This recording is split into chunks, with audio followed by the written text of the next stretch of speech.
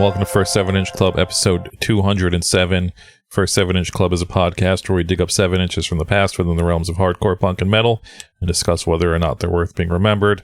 We also provide facts and trivia that we get from the internet and our own personal experiences. We do our own research on this show. I think it's going to show this time because these people were very elusive, hard to find.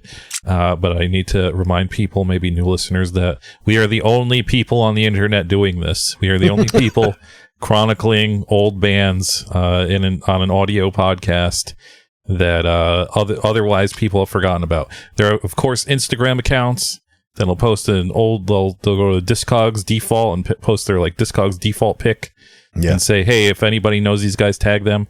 That's bullshit. Those people aren't doing the work. We're doing the work. Yep. We're doing as much as we can. So even if it's kind of light some days, you just got to appreciate it because we're the only people out here doing it. I am Mike, and with me is Scott. If you put out a record 30 years ago, I got your resume. I have the PDF of your resume. I found you. Do a little ASMR here. I got a Nutella packet. You know those little like Nutella packets that look like the jar? Yeah. I got one. I'm eating it, so I'm gonna do a little ASMR for the listeners. Mike, we're like halfway through spooky season almost. Yep. I haven't done shit. Are you doing anything spooky?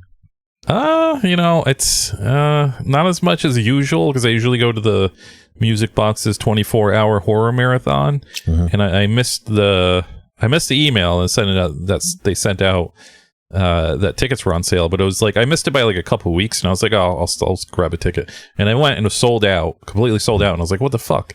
That's crazy. It's 2 weeks, and then I did some deep digging, and I guess all the tickets to this 750-seat theater sold out in minutes. So I guess like maybe TikTok found out that people show movies or something at movie theaters or something. I don't know, but it's never sold out in a day or anything. So that's one less thing I'm doing.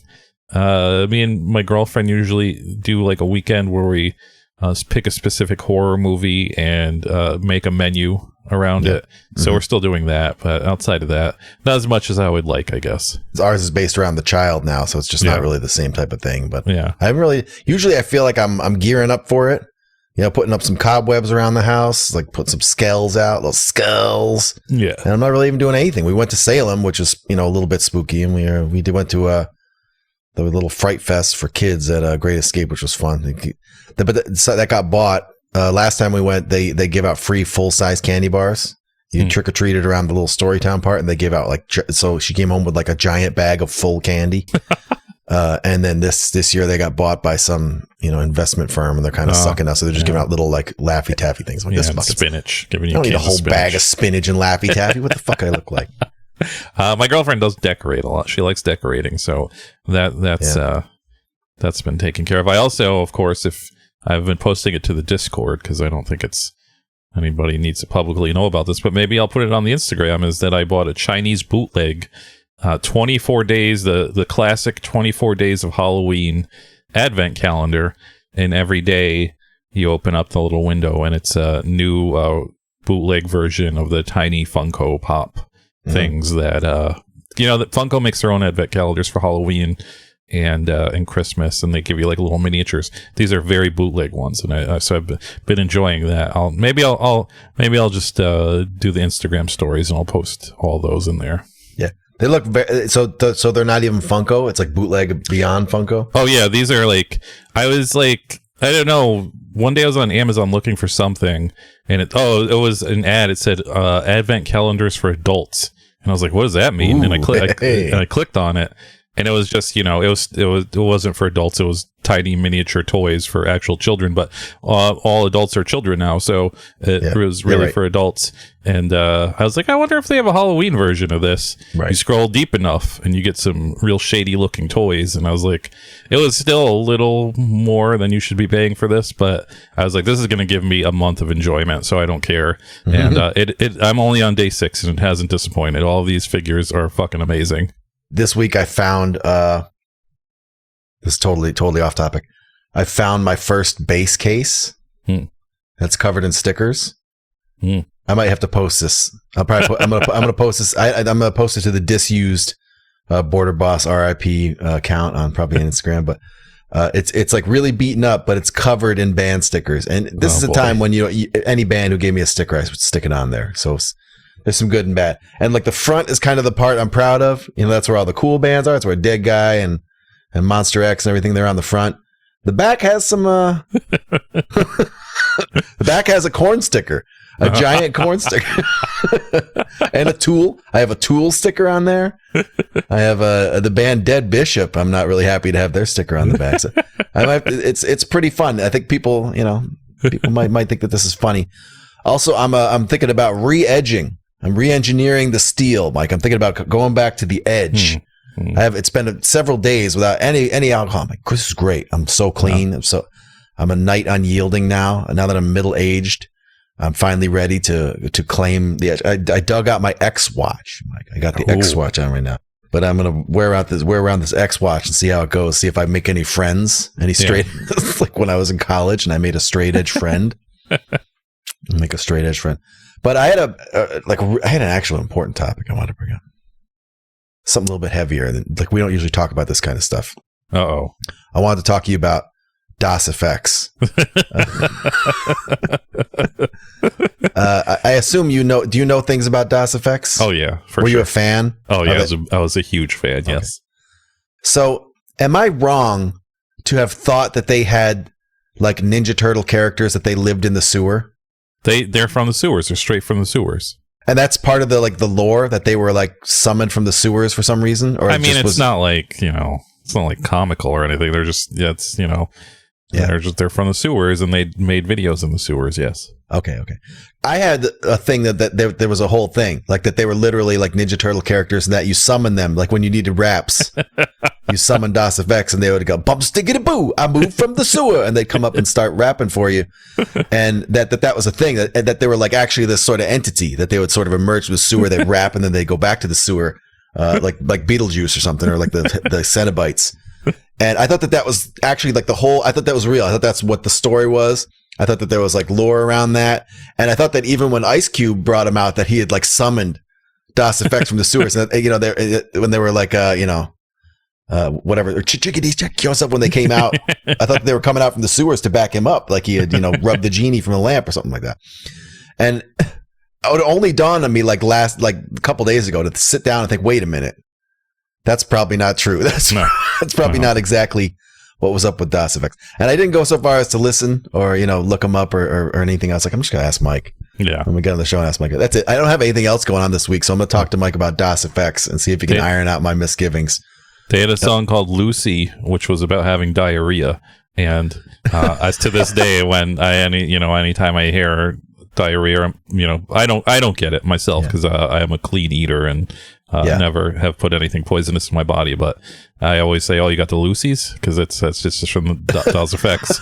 So if you're not from a certain time, you'll never get that reference. But it's the only people I've ever heard say it are DOS effects. No one has used that slang except for DOS effects. Yeah, I've only ever heard the Muds and stuff like that. But I won't name him. He's one of our good buddies.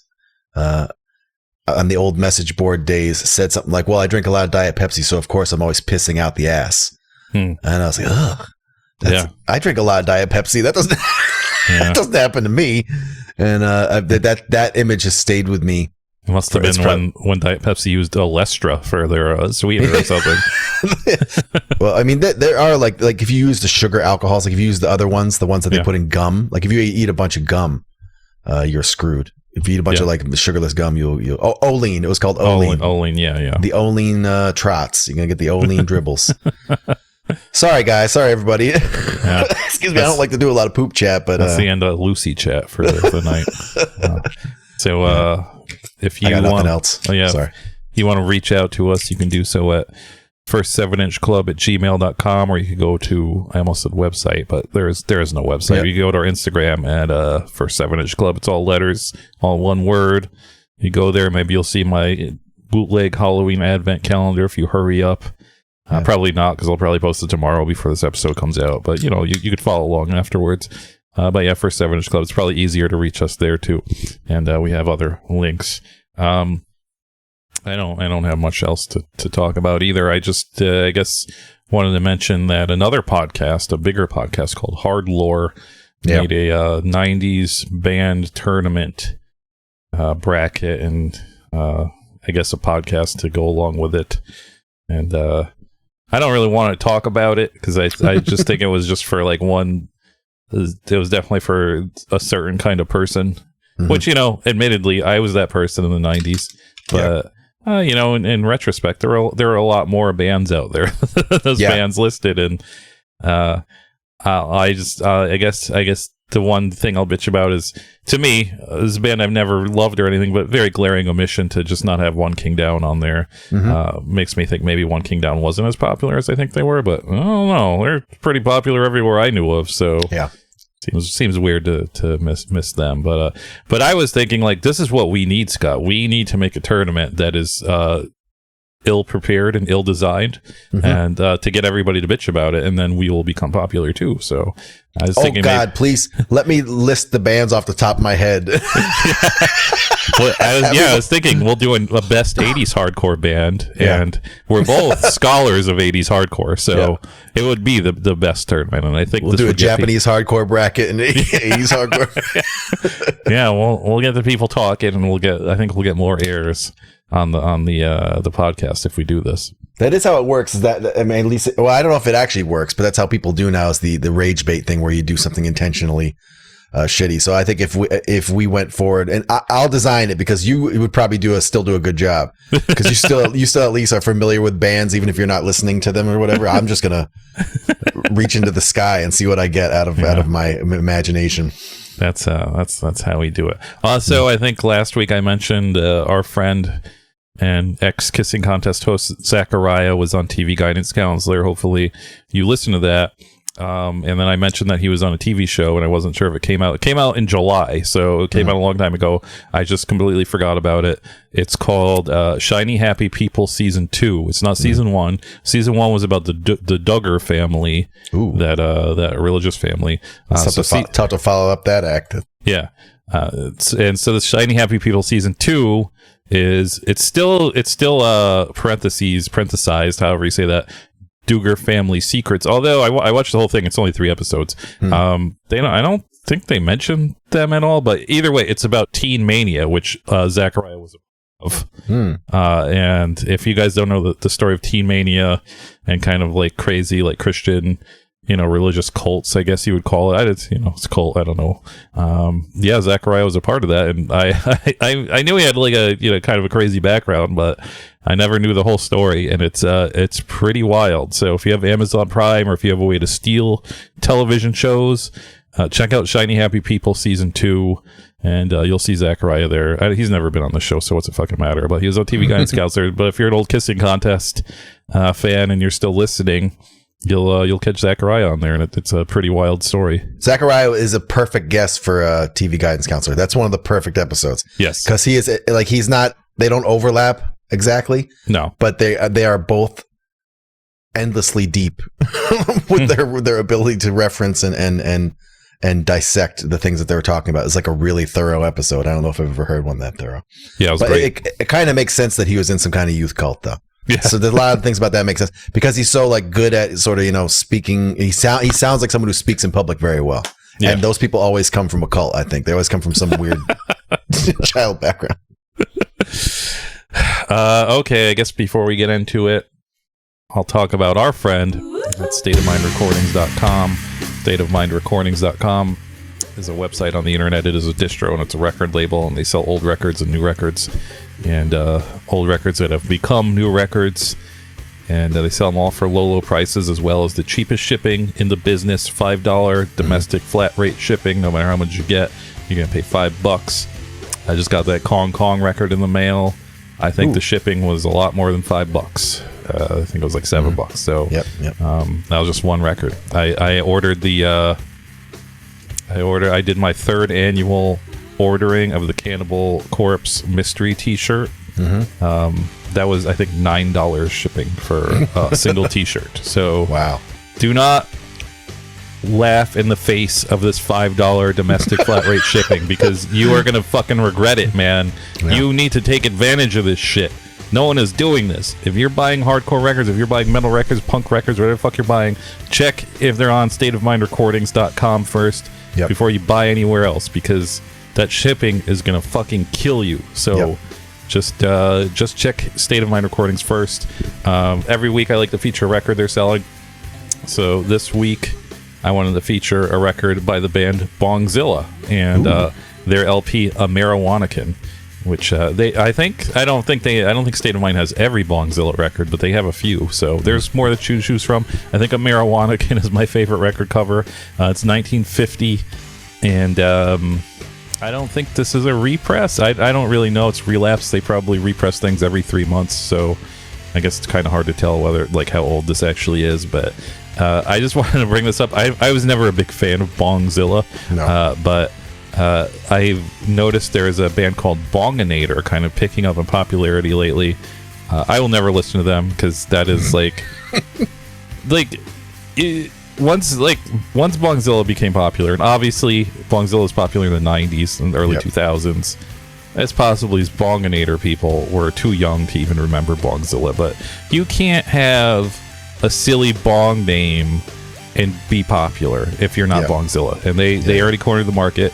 So if you're a young person out there and you think this is Bonginator, have you listened to this band at all? Bonginator? Are they good?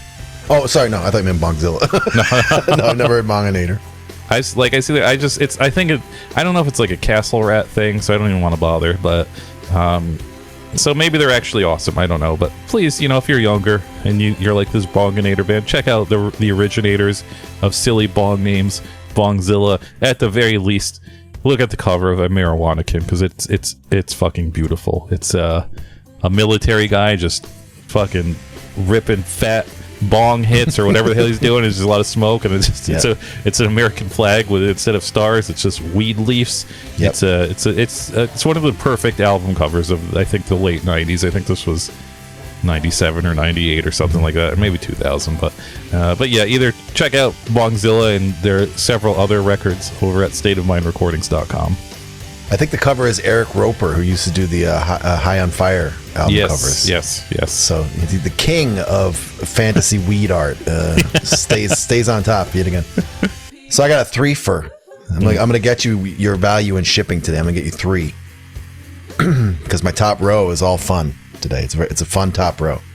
So the first band I got is this band called Nowhere Roads. You ever heard of them? Nope. They have a record called Toll Every Second. Nowhere Roads, Toll Every Second. I like that. That sounds scary. It sounds like you're in some existential, like a nightmare where every second you're paying a toll. And the cover is this kind of almost like, it's like post-hardcore cartoons. Like it looks like it would have been on an old Quicksand shirt, or Still Suit or Small Brown Break or something. You would look at this cover and you say, this band wants to be Quicksand, and they're fucking it up from this drawing style. But they're not. This is a very straightforward gooncore band featuring guys from Floor Punch, Wisdom and Chains, and Edgewise. Nothing about this album cover is going to communicate that to you. What? Nothing. I guess if you're already in on whatever this joke is, I don't know. But this just looks like a totally other band from who these guys are. I don't know why it's called Toll Every Second. That's a cool fucking album title. It's really weird. So go check out that band, Nowhere Roads. Then my second item is a band called For Want Of, with a record named Smoke. I don't know anything about this band. I don't care if it's good, but the cover has this kind of fed up lady in some kind of ancient world. It's like a bridal or magical garment, or it's something old world looking. And she's just looking at you like a really disappointed girlfriend, like you forgot to pick her up at the airport, and she's just again, still unemployed, And it's called Smoke. So it's am I going to fight this girl? Is that the smoke? Am I inviting the smoke? So I like that. And the last one is the Anniversary's second album, Your Majesty. Now, I really like the first Anniversary album. It's a very clear mission statement. It's late 90s boy-girl emo punk with Rentals-style Moog synths, right? They do one thing. They did it perfectly on that record. You don't need any other records on either side of that. You don't even need Mates Estate. Throw out your Mates Estate record. Just that one Anniversary record. But then they came back and were like, nah, actually, we're just regular indie music. This record's just going to be like regular indie music. And to be honest, I don't remember if it was good or bad indie music. I just remember oh, there's no more analog synths on this stuff. I don't want it. I just threw it aside. So what I need you to do is pick up this record, that State of Mind, and you tell me what it sounds like, because I forgot what it sounds like. Was I wrong? Is it just different and I needed some time? Because like the Rentals did this as well. The Rentals put out one perfect record, and then the next one was like weird indie rock. They just gave up and like, actually, we're just like weed smoking, like striped t-shirt wearing indie band now. So someone help me out. Go stateofmindrecords.com and pick up the Anniversary, Your Majesty. And you know, especially if you've heard the first album, that's going to help. And let me know. Okay, there you go, stateofmindrecordings.com. So now we can talk about the main event of the night. And this is it. This is we're doing the final state, the 50th state on our list. And we can leave America forever, just in time. We're leaving America forever. And it is the band We Need to Talk. And they're 7-inch. It's Not Us, It's You, from 2008 on not one, not two, but 3 record labels. It is on One Eye Records, Human Crush Recordings, and IFB Records. I don't know how this split worked with all these 3 record labels, but and I didn't even send this to Scott because it's on the actual record jacket, and I never scanned those, but the only, I guess, notification of a record label even being involved with this that I could find is on the actual record jacket. It's a rubber stamp that says Human Crush Records. Wow. So I don't know if they split up the things, but if they did, then I have the Human Crush Records version, but I think they just all chipped in money. But we'll get to that in the record label section. We Need to Talk was a band that I don't think lasted too long. This is their only release. And I guess they got a demo, but it's not on Discogs. It's only on like one of those other sites, but they did have a demo before this or after this. So they have a demo in this, and I guess what's most notable about them is that they contain a man from the band Thou. Sorry, I meant to say Thou, and I said that. Thou instead. It's like a French accent. It's the band Thou. It's Thou, yes. And it's Andy Gibbs with an S. He played guitar in this band. And that's it. He was in Thou, or still is in Thou, because they're still an active band. He was in a bunch of other shit. He has like a one-man noise project called Crime Wave. He was in a band called Spring Break Shark Attack, which is a great name. Mm-hmm. He was in Supplicate. And then that's it. I didn't really do any follow-up work on him because he's living the dream in Thou, playing 300,000 shows a year. So I don't know what else to look up, because it's like I think that pretty much takes up his time, because it seems like they play a lot. Yeah, if he does anything other than music, it's not obvious from cyberspace. He does a lot of music, because I think some of the, like, Supplicate is still active. Crime Wave might be. He did a soundtrack about like Blood Milk or something kind of recently. I think he does some like recording and studio stuff for other people. But I skimmed quite a few Thou interviews, and the singer Brian, he's happy to talk about his awesome record store, and he never talks about life. He doesn't talk about life outside of the bands. He talks about guitars, amps, pedals, songwriting, and he'll talk about Louisiana. Like almost every interview that I read from a certain stretch of time talks about how, they hear a lot of stuff because they're from Louisiana, and people think they're going to be, these magical swamp guys, that they're going to be down, or, Super Joint Ritual or something like that. And they're like, no, actually, nothing about Louisiana where we come from is like any of that. It's the suburbs. It's like disappointing. It's boring. And it's none of that stuff. So we're not a magical swamp alligator band, and none of our friends are either. That's kind of the only thing I found out about him other than his name. The only other person, Scott's gonna have to take over after this. The only other person I have any info on was the singer, who is Oralee Pretzko, which I am just guessing because I don't know how many Oralees in Baton Rouge, Louisiana, that are involved in punk music there are. So I'm gonna assume it's her. She seemed to write for a couple zines back in the day, and by back in the day I mean the 2010s, not like the 90s or anything. She's an underwriter now, and she has a Facebook, but it's the most locked down Facebook I've ever come across. I think she just uses it to like comment in groups and stuff, and otherwise all you get is a picture and no other information. So that's how you do it, guys. If you don't want to be on the first 7-inch club, and I mean, we still found out what her day job is, so it doesn't matter. But but either way, you gotta lock that Facebook down. But that's it.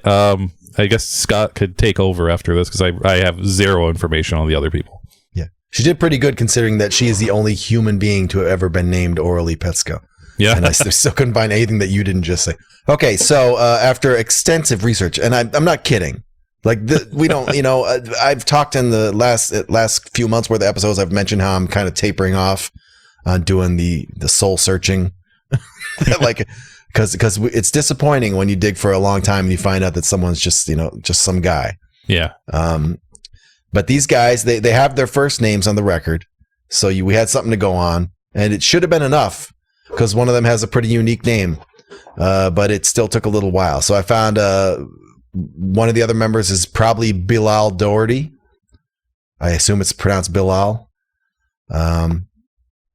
He was in a thou adjacent. I'm saying he is all I know. I don't know if it's a. I don't know anything about Bilal other than the name, but they were in a thou adjacent hardcore band named the Blood Mummers for a little while.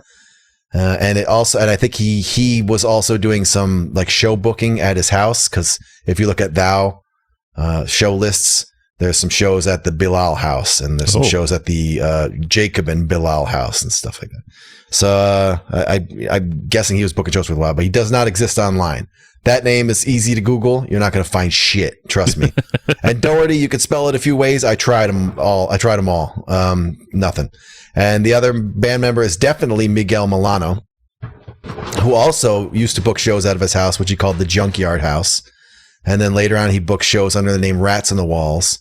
And he may still be doing that. There's a link on this site called NOLADIY.org. Yeah, NOLADIY.org still lists him as a show booker, but I mean, that looks like a website that doesn't get a lot of attention. No. So yeah, I looked on that website, but yes, Scott is underselling it. This is like a straight up Angel Fire website, but it's still being updated to this day. But it's I guess I didn't look hard enough to find these guys on it though. I could guess that there's some parts of the site that don't get as much attention as others, because there's a lot of Yahoo and different like things that you can't even get to anymore that are still listed there. So there's an article on the Louisiana State University website that says he's the bassist of We Need to Talk, and they're interviewing him about the comeback of vinyl in the early 2000s. That's it. That's all I know about him, is that he booked shows, that he had an opinion on vinyl. So you can still find him if you want a Rats on the Walls Yahoo email or whatever, but that's it. There's nothing else about this guy. So yeah, there you have it. Before we get into the label confusion, I forgot a very important plug at the beginning of the show, and that is that we have a Patreon that you can find at patreon.com/for7inch club. You can throw us a couple bucks, get a couple extra episodes per month. Right after this, we're recording. It's been about a year. We're going to do another episode of University of Tube, where we give you our YouTube recommendations. So check that out, patreon.com/for7inch club. There's a ton of other episodes on there if that does not interest you. So throw us a couple bucks and listen to them. Yeah, this is a good time to drop that link, because I just did a lot of work to give you those two names. So go pay me for that. Okay, so this was on, like I said, 3 record labels, and I don't know how it works. One Eye Records was Brian Funk's record label, who is in Thou. I think he's the singer. Yep. And so he, released, I assume, all of his friends' records, because it's all stuff that I think is close or in Louisiana. And that went from there's a couple releases in 1989. I think that's a different One Eye Records. I don't think it's the same one, but this one went from the 2000s to about 2009. So it's possible the 3-way split of the We Need to Talk record either bankrupted them, or after that was a Thou split with Harp, and maybe right after that is when they blew up. And he was like, I don't need to do this shit anymore. Yeah. I got a real band. I don't need this. Human Crush Recordings was the other record label. I don't really have any information on them. It doesn't seem like they were super serious. It seems like it's a name. Again, it might just be somebody in this band that they use, because they released this. They released this Division 7-inch that looks really, really familiar. I might actually even own it, but I don't know anything about it. And then they released a bunch of, not a bunch, like a handful of cassettes. So one of them is by a band called Panzram, who named their cassette the Judgment Night soundtrack, which is a great name. That is an awesome name to name your album. So that's cool.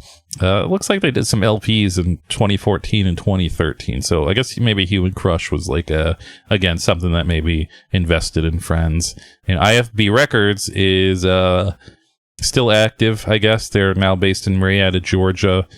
They released a bunch of stuff from 1999 until now. And I'm gonna be honest, and I don't know any of these bands. I couldn't even tell you what they sound like. There's a lot of Merkit.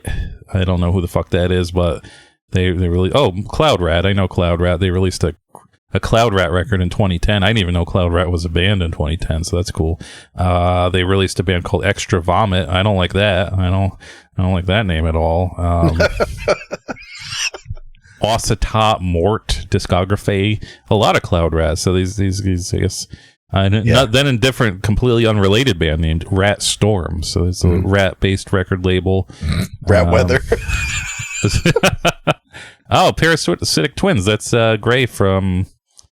Oh, nice. Yeah, it's Gray and Nate's band from Demolition. So if Gray is listening to this right now, he's probably like, you fucking morons. Like, we're on that record label. Yeah. I also did not know Parasitic Twins was a band in 2013, too. So I know they're going on for that long, But yeah, so I guess, at least one thing I know of. But yeah, it's kind of confusing to go over 3 record labels at once, especially because I went into this 2 seconds before we started recording thinking it was only Human Crush Records, and it's turns out to be a bunch. So sorry.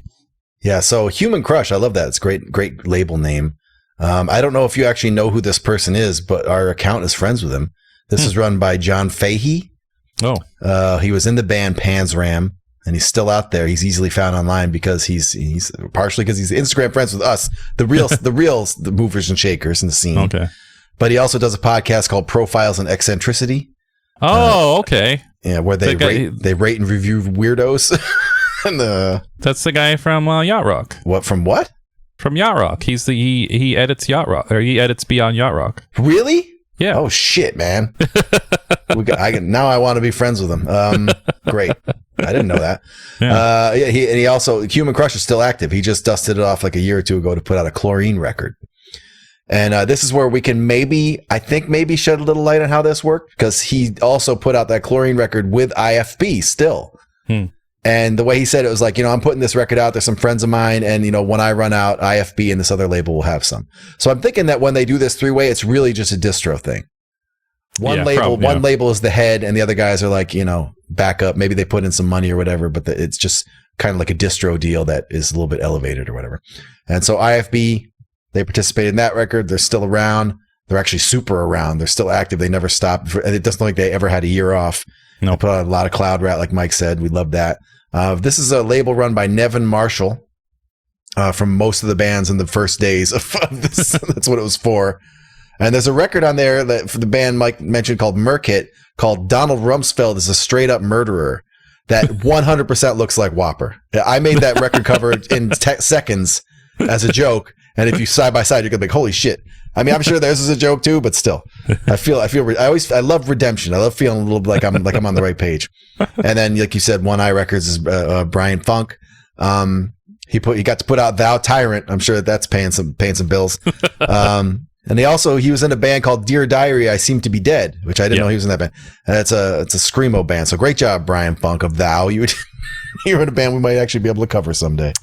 I hope Mr. Human Crush actually listens to the show and he isn't just an Instagram follower, because I never put all this together. He'll probably think we're fucking big morons for not putting it together, but at least I knew he's a Beyond Yacht Rock editor. Yeah. We all just have little pieces of the puzzle, and that's why we do this show, so we put it all together. We love your work. We love it. Yep. So now we can get this record out onto a tray. Oh, Scott just told me he's not drinking anymore, and he's cracking cans over here. It's the NA Athletic Brewing Company Oktoberfest. My last one. It tastes like soap. It's like I'm drinking soap. Man, that Athletic, they make every kind of strain of non-alcoholic beer. A bunch of them do. There's a couple of them that are doing like all the pumpkin beers and all that stuff. But I like Oktoberfest, so I had high hopes that I could be straight edge and still crack cans, and I don't think so. This is not very good. I didn't get to pick up any new beer because I had a very late meeting that I had to pretend I was in the office for, but I was really at home because I'm not staying late in the office to do a fucking 10-minute meeting. And so I'm still just picking weird stuff out of the refrigerator. So I am unfortunately mixing together my years old pastrami and rye, my last Pipeworks pastrami and rye beer, very spicy, along with my last gingerbread Christmas beer from last Christmas. So it's that's hard. That sounds like a sort of East European meal or something. Yeah, I'm looking for a crazy tummy ache after this. It's gonna be rough, but I gotta be drinking. I can't not do it because it's Mama laid out the pastrami and ginger for you. You gotta go have some. Yeah, it's a crazy and the gingerbread beer, it kind of just tastes like black licorice somehow. I think maybe because it's aged, but it's gonna be a long night for me. I'm gonna be pissing out of my ass. I'm gonna have the Lucy's. I'm gonna be pissing out of my ass. I'm gonna be pissing pastrami and rye out of my ass. Pissing out my ass. Yes. Anyways, got this record onto a tray. Nice. So this was in 2008. This was released. I guess technically, forgot to mention that this was originally released as a CDR in 2007, and then 2008 it was pressed by these 3 record labels, and it says it's limited edition, hand numbered. Mine is hand numbered. Hard to read. It's number 260 out of 600. I imagine that CDR is actually more limited than this because that's a fucking CDR. No one owns those anime so that's where the real money is. That's one that's in like a little like cloth packet or something like that. Yeah, that looks cool. So this is 2008. This had to be the last year where you could economically make a record like this, a 7-inch, I should say, because it's like the 7-inch, the packaging itself is literally just a booklet. Like there's no actual like front and back cover. It's just a whole booklet that they stick the record jacket in, and then you open it up. So you got, the front and back covers, if you will, are pretty heavy, very nice cardstock, like very, very, very expensive, nice cardstock. And then, bound inside of it is a bunch of 7-inch sized pieces of paper that make a booklet where, I guess we did forget to mention on the top of the show too that this is 11 tracks. So every track gets at least 1 page. So we got a good 12-page booklet or something here, and it's all pretty nice. It's pretty ornate. It's very well designed. It was designed, I think, by Brian from Thou. I guess this is what he does, and it makes sense because a lot of the artwork is that old timey artwork from when. This is the age of when the ghosts come from, when your house is haunted. It's from the age when this art came out. That I don't know. It's not, what is it? It's not cross-hatched when you do this. What is it called? It's like engraving. Like these are probably engravings, which is like when you carve into wood or metal or something like that. It has that real engraved look. If you guys are old enough to remember the old layout of Subway restaurants, they use this art a lot, and I think they kind of figured out in the 90s that it really bummed people out, so they switched it. There's the first Subway ever is in Bridgeport, Connecticut, and they held on to that artwork for a really long time. They might still even have it there. So there's a lot of that artwork. The covers itself is, I guess, I don't know, it's like a maroon or something. It's hard to tell. It's kind of like a salmon with like a maroon printing on it, maybe. It's tough to tell. Like it's real weird cardstock because, as I told Scott, I had to scan this in as a PDF instead of just the normal scans I do. And you can't take a picture of it. Like it's reflective somehow, where every time I took a picture of it, it just would come out gray. So it's it's just a weird thing. But it has like, some kind of old Victorian lady with her hand on somebody's shoulder. It's called We Need to Talk. It's not us, it's you. So it looks like she's about to break up with somebody. So that makes a lot of sense. And that cover has some other old engraved Victorian lady. All very nice, all very spaced out. A lot of space. It's nice. You open it up, you get a lot of kind of fucked up typewriter font in here. Some of it may actually be a real typewriter because there's a lot. It looks like they did something to fuck the typewriter up on first, so it kind of like double typed every letter, so you get kind of like a 3D wavy effect. That's pretty cool. And yeah, like I said, each page, I'm not going to go over each page. Maybe Scott will do it, but each page is kind of dedicated to a song, and most of it is that same style art. But then you get some more kind of I would say like 60s retro kind of drawing, like illustrations. Yeah, not anything crazy. The dead guy album artwork. Yeah, the retro clip art style. Mad Men shit. Yeah. And you do get they photocopied a whole newspaper article that to the song "Unholy Outlaw," so I guess we'll talk about that when we talk about the song, the music. There's one like kind of mid to late 70s illustration here of a woman using a computer, and that's it. It's very thou coded. I don't know. I don't know the history of thou. I don't know if this is just Brian's deal, and if you ask him to do a record. Oh, the 3 record labels are on the back cover. Holy shit. I can't believe I missed that. They're all fucking right there. Son of a bitch. So I'm the dummy. I fucked up. I didn't look at this list back cover, which has all their names and everything. It has everything. I just kept missing this one page. Fuck. Either way, I don't know if this is his deal. I don't know if you ask him to do a cover for you, if it's going to look like this, or just what. But if you've seen his Thou record, you kind of have the deal. But I mean, for seeing this on a record, like the time that went into this and just how nice it is, it's pretty fucking insane. Because again, that NOLADIY.com, I don't know when there's a page for the One Eye Records, the Brian's record label. There's a page on NOLA DIY for it, and it has the whole discography and descriptions and stuff. And it's obviously dated because I think it says to hit him up on MySpace, so it's probably pretty old. But it says I still have copies of the We Need to Talk record. If you want one, they're $3. Wow.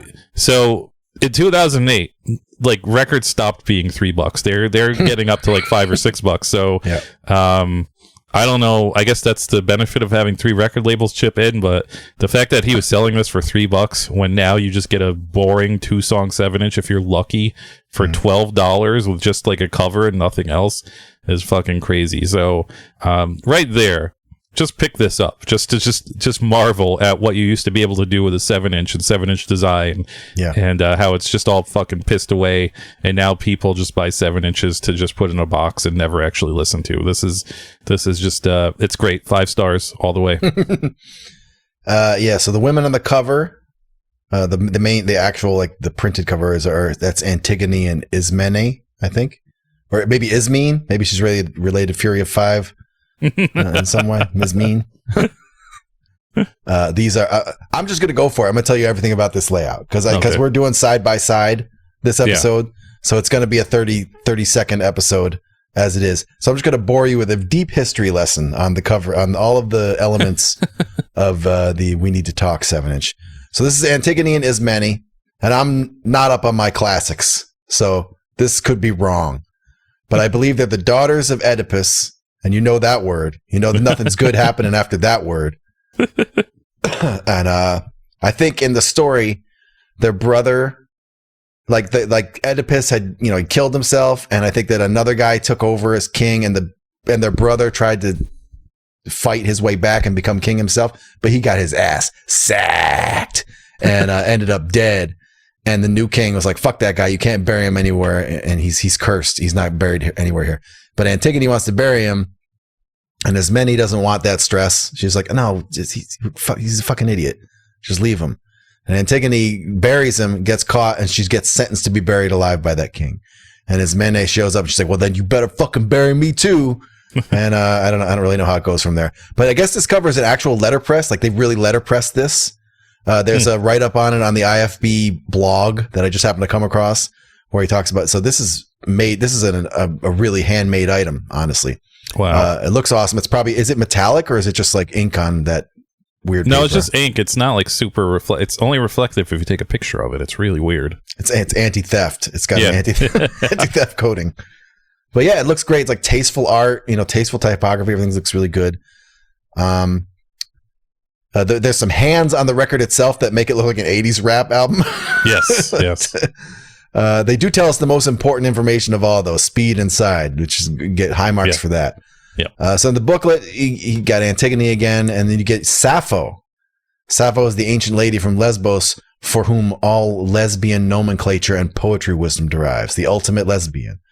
And I looked for this photo. I reverse searched this photo, and I found all this stuff. All of these photos, or all these like engravy, old timey images, were in a magazine that I think is called the Illinois History Teacher, and there's a few issues of it. So I'm guessing this all came from there. They get a couple of French dandies. And I think that this is in a section of that book where they talk about the French Revolution made all the rich slave owners in America very nervous. So hopefully the French are making them nervous again, because we're in deep shit. Couldn't figure out where the Mary Worth looking like phone call image came from. But the guy looks so specific though. He's got a really specific face. They gave him like a really sultry eye. So I feel like he's like an actor. That almost looks like they drew some, like, because he looks familiar. The preacher page. The preacher, like, that looks like he's like thumping his Bible at two devils or something like that. That's two separate images. They're both from around the same time. The devil guy and the lady come from a big engraving called Carnival in Trinidad, but they got pulled out and put on a greeting card called Skipping Freaks. And that landed them on some My Chemical Romance merch. So I don't know if these guys know about them from My Chemical Romance or what, but the glasses lady is Laura Dewey Bridgman. She's a deaf, blind, mute lady who grew up to be a teacher somehow. I don't know how you do that shit. There's like a 50s optimism couple looking at the land they probably just bought for 25 cents in whatever era this is supposed to be. There's a clipping of, so this is great. So there's the clipping about maybe Mike's going to talk about this more when he gets to it, but I put all my information here. This is a hometown boy from Baton Rouge who seems to be pretty bad at crime, but also probably from planet Krypton, because he tried to kill some cops and it didn't work. So he just went home and like mowed his lawn. And the cops showed up like, hey, you can't try to kill cops. And he just goes, fuck, and just legs it. And he just runs, and dogs die of exhaustion chasing him. Other dogs catch him and he just shakes them off like he's a Hulk and keeps running. At one point, he finds a buddy and they steal a safe full of like $800,000 and are just running with it, a safe on foot. And they're bummed that they have to drop a safe. At the end of the article, there's some like cops reminiscing about other crime sprees this guy has gone on, where he smashed up a Corvette, led cops on an 80-hour foot chase while wearing handcuffs. I don't know where one story ends and the other one begins. This is an amazing person, and he's worth a page. So there's a bunch more old-timey engravings from the History Teacher magazine. I love that 80s computer image. It's 70s or 80s computer image. This is where reverse engineering gave me nothing. Absolutely nothing. And because there's lyrics printed right on the image, stupid Google AI got hung up explaining the song to me. I don't need you to explain a song to me, Google. I don't need that shit. I want you to tell me what issue of Highlights or Dynamite or TV Guide or, the adult education periodicals. I want to find this lady and I can't find her. This definitely looks like a Dynamite illustration or Highlights. I think you're spot on with that. Then we get the Four Faces. This was everywhere. This has been used on so many records and just clip art. It was just kind of a 90s standard of clip art. Very popular. And the original image is supposed to be different expressions of a subject in a cataleptic state from a Nature magazine. So I'm pleased with these people for taking the assignment seriously. Even they leaned a little heavily on one of Mom or Dad's old teacher freebies to get all these images.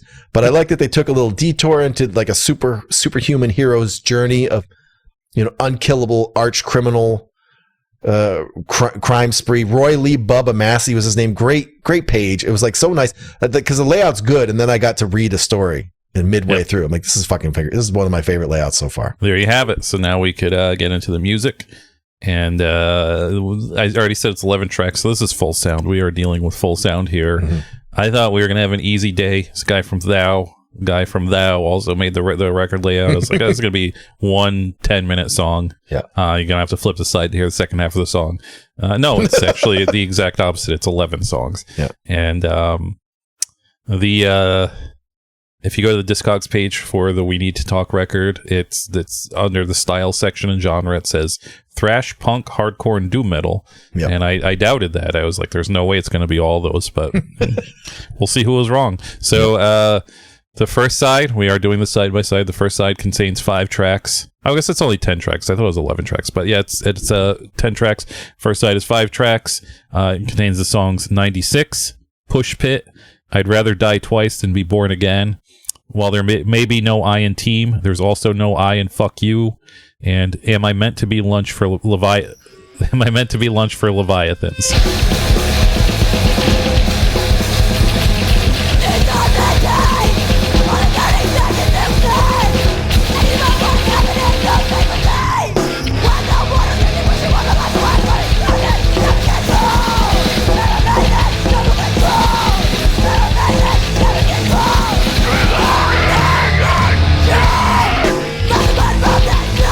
So yeah, I think initially you get a real raw kind of Left 4 Dead feel from this. It's I assume it's recorded live. It sounds like it was recorded in somebody's dungeon. It doesn't technically sound bad, but I mean for 2008, it's definitely pretty raw. It's pretty raw 2008 recording. Vocals are very good. It's female vocals, if you couldn't tell by the name. Very good, very very raspy and gross. That's how it should be done.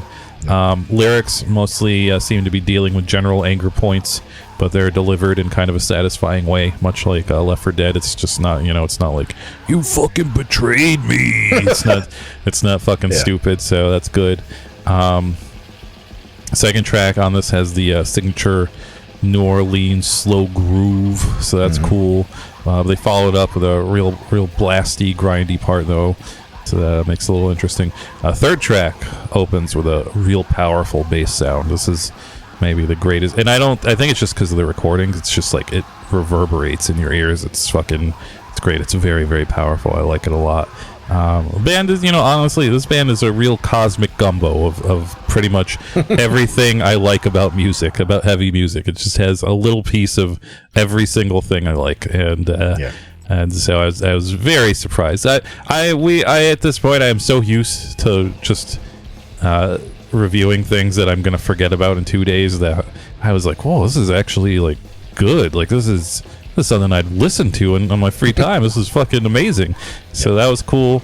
I don't know how they would feel about the comparison. I feel like they would get upset, but I definitely get some like very Soylent Green vibes from this. If Soylent Green were like dudes who were in Food Not Bombs or something like that, it's not like straight up relapse metal Soylent Green, but they have those like really like blending of kind of odd genres, and even the screaming kind of sounds a little Soylent Greeny.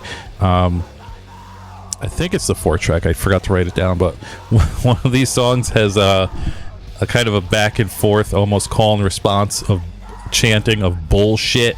We're just going. The main vocalist Laura Lee is going bullshit, and some guy in the back's going bullshit. It's pretty good. That must have been the third track, because on the fourth track, her voice is suspiciously clearer. Yeah, as if she maybe drank some tea between that small break between the third and fourth. Yeah, she just chugged some tea real quick or something, because her voice got suspiciously clearer. I honestly, after listening to the first 5 tracks of this, I honestly might go back in time and declare this my favorite new band of 2008, because this is definitely something it's only happened a handful of times on this show where we reviewed something that we went into completely blind. That I'm just like, holy shit, I can't believe I missed this. And obviously, like, I wasn't really up on, I was still buying records in 2008, but I wasn't like up on new bands as much. But I really regret not having this in my life for the past 20 years. So yes, these first 5 tracks are pretty perfect to me. Yeah. By the way, I'm looking back at that that cartoony panel from I think the 4th or 5th track, and I'm thinking it's Tony Curtis. That's who I'm thinking of with the Sultra. I think he might be Tony Curtis. So yeah, this is a band who does everything that's possible to do while being heavy. Yeah. Other than making a melody, they don't play anything pretty. There's no twin guitar. There's no like maideny stuff. There's no clean channel moody parts. There's no post-hardcore. There's no octave chords on this, at least this side. They strictly are here to do pummeling things, and it's all very pummeling, and I like that. It's very urgent and angry at all times. I think the first track's supposed to be about Katrina. They kind of tell you at the bottom of the page, this little like dialogue about the hurricane. And this is something that I think it came up in a few interviews that people are like, so what's it like in Louisiana? He's like, well, we almost got destroyed by a hurricane, and people were all about it for like a few weeks, and now no one really remembers. The place is still ruined. We had your attention, and we're all still fucked up down there, and no one's really doing anything about it. And then track two is where things ramped up for me, because they start leaning into disgusting grooves. And maybe that's the Soylent Green part. I didn't like Soylent Green almost on sight, and I think I tried, like when I would see them in a used bin for several years, I just stick it in and see, well, am I ready for Soylent Green yet? It never happened. I don't exactly remember what they sound like, but if they sound like this, I might have to go back and check it out. I mean, I don't want to get your hopes up. They sound like Soylent Green sounds like this, but put through the late 90s, early 2000s relapse metal filter. So it's a lot more polished and a lot more not as raw as this. I think I remember not liking that they had a little bit of the Anselmo toughness. Like, I don't really like that stuff. But not these guys. They have the good cop, bad cop, worst cop vocals, and they record kind of like there's like a roaring guy that they recorded very strangely. I'll come back to that, but it's weird how they recorded the like that guy. And then so the bass shows up at track 3, like Mike says, and it's tough to sort out what they're doing because it's distorted, but it's also clanking like funk. That's not distorted, and I think it's also just recorded very badly because it's like clipping, like a bad recording. Yeah. Which isn't usually what you want, but it has this really weird effect that's almost like it has a microphonic pickup or something. Mike, I know you don't give a fuck about pickups, but it's got that kind of sound, or like it's running a weird old octave pedal. None of it sounds intentional. None of it would normally sound good, and once you notice it, you won't unhear it. You're gonna hear this bass.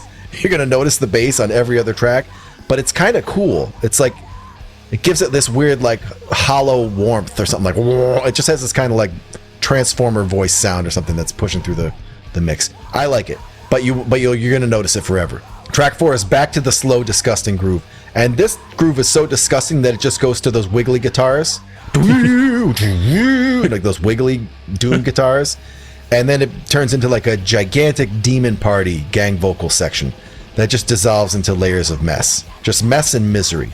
They most of the songs where they do gang vocals, they start out strong and then they start going just like screeching over each other. I love that. And then like Mike said, things get a little different. Track 5 is one where I don't know if it's orally or if she got a guest. It sounds different. It sounds like a different person. The crust violence vibe is gone, and she took us to Punky Town. And it's even got some pop punk backup vocals. They're saying sing along. So it's a sing-along that the words are also sing-along, and it's punky. It's like, hey, sing along, come sing along, or something like that. That bullshit's not for me. The last track's kind of a weird one. This is what I meant about the guy vocals. They sound like they're recorded backwards. They sound like EVP. They sound like a ghost recording. Or like, you ever hear how they recorded the demons in the movie Ghost? Yeah. That they recorded a baby crying. Yeah. And then slowed it down, played it backwards. That's what this guy sounds like. He sounds like this guy sounds like a big backwards baby. He sounds like a big screwed and chopped backwards baby when he's screaming. And there's kind of an effect on him too that makes it even more pronounced. I love it. This is cool. This pounds. This record fucking pounds, bro. Go get it. Just skip side 2. Just go buy it. You don't even need side 2. Yeah. But side 2 is also 5 tracks. It contains the tracks. The ramifications will be damnifications. Unholy Outlaw. Getting Used to Not Being Remarkable. This is Not a Song About Regret, and Riff Limit.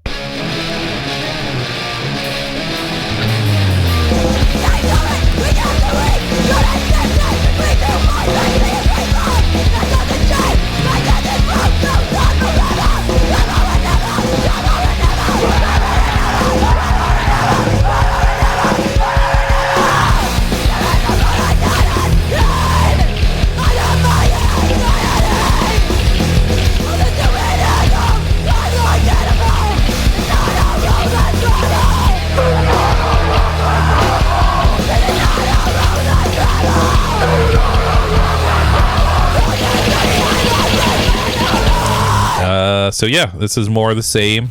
Scott just talked about the backing vocals, and this is where I put my backing vocals notes. I love the backing vocals because they seem to be recorded at all different levels. Yeah. And one of those levels is totally blown out, like it's just like it's like that had to be on purpose. There's no way. It's like that guy was definitely like, I want to sound like a backwards baby, and they're like, we're gonna make it happen for you because it's crazy sound. Sorry if I just maxed the levels when I put my whole mouth on the microphone, but it's great. You're gonna have to deal with it. As Scott said, as he said in the layout section, Unholy Outlaw is the song about Bubba Massey or whatever his name is, and they include the whole newspaper article. It's a great story. It's a great man to I guess dedicate a song to, and the lyrics go along with his story, so that's pretty cool. Just like track side 1, side 2, track 3 also starts off with a very powerful bass. So that's good. They have uniformity there. And track 3 is the real epic cigarette mosh song. This is where the guys are really, really cigarette moshing, because there's nothing else to mosh to here. This is just slow and heavy, so they want to mosh, but they can't really do it because it's not really moshable, but they're trying because they're just so frustrated and pent up. But then track 4 is like right, immediately after. Most of these songs are back to back. There's no real breaks. Track 4 is just like a real crazy, frantic mess. So if you are going to have that slow, kind of meandering, heavy song on your record, this is how you got to do it. You just got to have to follow it up with balls to the wall craziness. Again, just another extra point, extra credit, gold star for them for sequencing. And then the last song is called Riff Limit, which is a great song title, amazing song title. Doesn't seem to have anything to do about riff limits, but it's I do like the song title. The song is about how internet communication stinks, and this is in 2008. Just wait, guys, because it's gonna be really bad. Because I just read an article from The Guardian yesterday about people using ChatGPT for when they connect on Hinge and stuff, and so there's just people having full conversations with probably two people back to back, just having conversations with each other using ChatGPT. And thinking both are super interesting people, and then they meet in real life, and they're just wet, soggy pieces of paper in real life, and they have nothing to talk about, and they're just like really boring. And that is a life I hope I never get dumped. I hope I never have to deal with this again, because it sounds like a fucking horrifying nightmare. And so this song is still rings true even more than it did 17 years ago. So I was really feeling this one. Again, another perfect side. 10 perfect songs. I love this band. It's really great. Thou should have never blown up, so they could have did this for the next 17 years instead of doing Thou. But it's unfortunate this seems to be their only release besides the demo. This is like a great era to be someone who was like a writer and get to be in a band, because you get to write all these stupid song titles that are nothing to do with your song, that are funny. So this side opens with the alternate orally, or the friend, the less brutal punk one, and I don't want them to do that. But then just when you think it might be time to bust out those soap shoes, do a little freestyle walking with the punks, they start shouting "Forever and Ever" in like a very insane manner, like witches on fire. They're just like screeching, and I'm saved. It's great. And the EVP Ghost Man comes back. He roars something. I don't know what's going on. All the kooky monsters come out in the middle of this song that was otherwise punky, and it fixes the whole side. Track 2 is about the unstoppable super criminal Bubba Massey, my new hero. This is the time where they actually decide to bust out the pleasant riff. They play these kind of like pleasant melodic punky octave chords, like almost like emo chords. It doesn't sound like emo, but it's definitely softer. Like they're playing these kind of softer punky chords, and it has a really weird sound. It's like everyone in the band is using the wrong settings on this track, and I don't mind it. It's like the way Boris always has a weird poppy punky song in the middle of a record or whatever. It doesn't stick around for long. Eventually they ride out on some swamp metal. They say they're not from a magical swamp, but they play some swampy magical riffs. I think when you're there, you don't realize it. It's just like when you're from someplace and people say, "Oh, you have a thick accent," and you go, "I don't got no accent," and it's because you're from there. You don't realize. All my friends talk like this. Yeah. So they don't realize they have the swamp in their veins. And they don't realize it. Something I've never heard before is that at the end of the swamp metal riff, the bassist just goes like full salad spinner on his bass. He's just going blah, blah, blah, blah, blah, blah, blah, and he rises to the top like cream of the crop. He rises to the top, and then we get a track that shows us some more sludge metal right at the beginning. And I like it because it's one of those like exploratory sludge parts where they make the riff get sort of worse and worse, where it like falls apart as they're playing it. And that gets to the point where it's nothing but the swamp metal wiggles. It's just, I don't even think drums are playing. They're just wiggling. And then when the drums come back in, it's on a completely filthy groove. Much meaner up from the deep fry squirm like the earthworm riff. You can't hide it from the first 7-inch Club Gang. We are fully certified clutch detectors. I heard it. I know it's there. things wrap up there and they take us back to Punky Town a little bit more, but it's like a real crusty night in Punky Town. It ends with some good cop, bad cop, or actually good cop versus good cop screaming this time. And that's interesting. Like a lot of times when we hear screamo bands and two boys with identical screams do the overlaps, and you're like, yeah, which cop is which? I can't tell. You guys sound fucking the same. Why did you do this? But Orally and Friends have it solved. They figured out how to have two cops, both technically good, but sound a little different. So great job, guys. You did it. No one's ever done that before. We end the formal 7-inch on kind of a sour note, not because the song is bad, but because it's dissing the internet. And I love the internet. And don't you talk a bunch of shit about the internet, guys. The ending of the song is great. It's just chaos. It's like an escalating celebration of all the cops. All the cops show up. But there's a surprise. I actually listened on the YouTube rip, and I'm guessing that must come from the CDR because it's not on your rip. There's a song that appears to be a fight song. Oh. It's just like a really quick back and forth kind of like shouter, shouting back and forth over like a fast riff. And it ends with the words, "We need to talk." So go for it, guys. I love when you say your band name in a song. Number one, record of the year. We're talking record of the year right now. We're in talks. 2008 record of the year. You heard it. You heard it here first. 17 years later. So yeah, there is We Need to Talk. It's Not Us, It's You from 2008 on One Eye Records, Human Crush Recordings, and IFB Records. At the end of this, I usually like to do a little rating system where I say either throw it in the trash, listen to it on streaming, buy it in the bargain bin, buy it for full price, or buy it for collector's prices. So right now on Discogs, I think, let me make sure this is in America. Yeah, you can get this for average around $3. That is a crime because the paper this is printed on is worth more than $3. It's like when you fucking strip pipes for copper. The materials this is made out of is more than what these people are charging for this record. Yeah. So just buy it. Just buy it for $3 while you can. I was gonna demerit this only to full price just because it was a bitch to find anything about these people, and they only released one record. But I'm not gonna do that. I'm going full collector's prices on this. They have amazing layout. It's my new favorite music of 2008, and they're one and done. Not on the internet, which I guess I was going into this thinking that was a minus, but I think it's a plus to just be like, fuck it. Obviously, Andy Gibbs is on the internet, but the other guys really aren't. And I don't think this is on Bandcamp. I didn't check all 17 record labels this was published on, so, and I fucking hate Bandcamp, so if I put in your band name and Bandcamp and nothing pops up, I just assume you're not on Bandcamp. I'm not going to search any further because I hate the website. But so I'm assuming this is not on Bandcamp. There is a rip on YouTube. And I keep forgetting to mention this at the top of the show for the past 200 some odd episodes. I used to put the entire record on YouTube, but most of them get like 10 hits. So it's like, I'm fucking wasting my time. I don't need to do this. But if you personally need the rips to this because you can't find it or whatever, you can just message me. I'm not going to be like, no, man, you can't fucking have this. Support the artist. Yeah.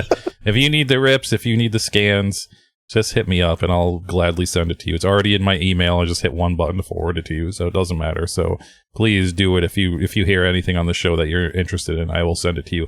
But yeah, collector's prices for me. I think it's a fucking crime. This is only $3, given the packaging and given the music on this. I really, really wish they released more music, but I guess it's good to go out on top. So I respect them just releasing one amazing record. But yeah, this was a great way to end our tour of the States because I wasn't expecting much from this, and I was fully surprised by it.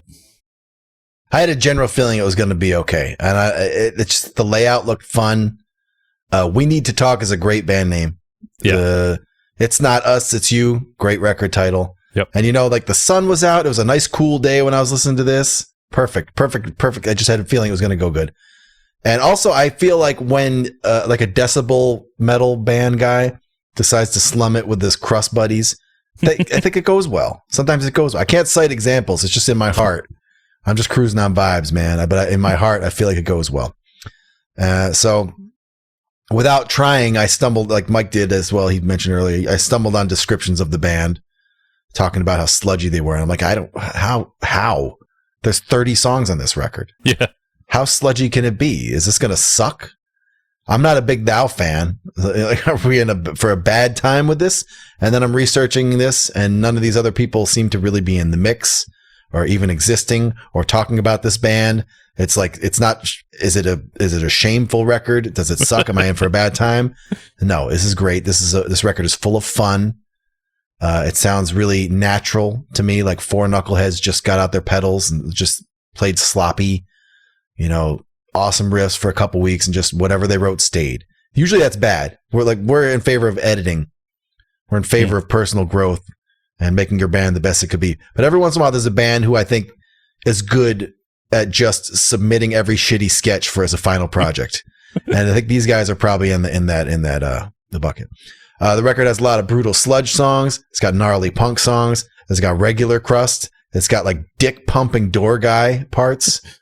And somehow there's like 10 or 20 songs on this 7-inch. So you're getting your money's worth.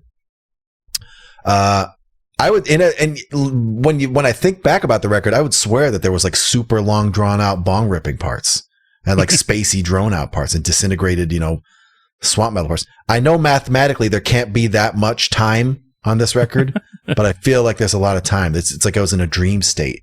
They fit really drawn out mid 2000s door guy sludge into slap a ham level track listings. And I like it. No real complaints. It's very savage sounding too. I'm pretty picky and I talk down on a lot of stuff. But generally, if your band has like a real like mean sound, real heavy and mean and just pissed and everything is just like angry, I kind of just like that. Even if it's like goon metal, I'm like, yeah, that's fine, because I'm mad too. We're all mad. It's got a fun layout. It's got great branding, good lyrics, good music. The entire band is stuck around for a good time, not a long time, which I appreciate. 10 out of 10 if you're a crust or decibel guy. You need to get this record in your life, because then you get to wave it around. When all your dudes with the battle jackets with all the names you can't fucking pronounce, you get to take this out and say, look at this font. You can read this, bitch. We need to talk. That's my record. For me, it's 9 out of 10 just because they tried to sneak some of those like weak punky tracks by me. I'm not some asshole. This is no punky punk zone, gang. Better luck next time. But other than that, this is a fucking good record. Go check it out. Almost perfect score. It doesn't happen too often on this show. So yes, definitely pick up all these $3 copies that are on Discogs while you can. Because like I said, it's the materials that this is on is worth more than $3. So you're going to make your money back. You're going to get your money back. And hopefully the influence of the first 7-inch club after we get our 80s hardcore band best tournament up and we blow up, hopefully we'll make this record worth hundreds and hundreds of dollars. But and thank you, Mr. Mouth of Infinity, for requesting this or recommending it. I think he did the legwork and found, I don't know if he was just like looking and he found this record, or he like actually actively liked this record. I assume he does. I kind of know his tastes, so I assume maybe this is something that was in his collection already. So very good recommendation. Thank you a lot, Mouth of Infinity, for once again picking a banger. We are about to go record a Patreon episode where we're going to talk about YouTube for an hour, so go check that out. Until then, Scott, do you have any last words? How much money does Hardlore make being Hardlore? And what can we do? I mean, we're going to do this bracket. We're going to get that money. Yeah. But can I put off my job search? Is there a way that the first 7-inch club, like this, if Hardlore is not making like quit your job money, then there's no chance for us, because like they have the big artists. I'm trying to get out of the rat race. Yep. And I'm just doing a little market research. It's just harmless. This is just a little harmless market research. Tell me what they make. Tell me where they live. I mentioned I'm unsure about my job too. I got my end date. It's just, it's the end of November, beginning of December. I don't have another project lined up yet. I might need that Hardlore money also. So let us know what we can do to be the next Hardlore number 2, Hardlore Junior. Let us know. Also, it's not possible for me to stay straight edge and unemployed now that I'm straight edge again. So if the X is important to you, if the straight edge is important to you, then it's in your best interest to get me paid. There you have it. Until next week, fuck Charlie Daniels. Niggas wanna never take the floor, I let them take it down. Coming with the books and kill it, looks like it's a winner. You better get your plate because I'm serving us with dinner. See, I'm bringing from the silver, plus I'm quick to do your posse. I'm swooping on the loot just like I was a kamikaze. See, they thought I lost my spot, so they went and got real comfy. So now I gotta hit them hard and bold like Humphrey, you hypocrite. I'm ripping it because I'm tired. You're phony, full of baloney, like I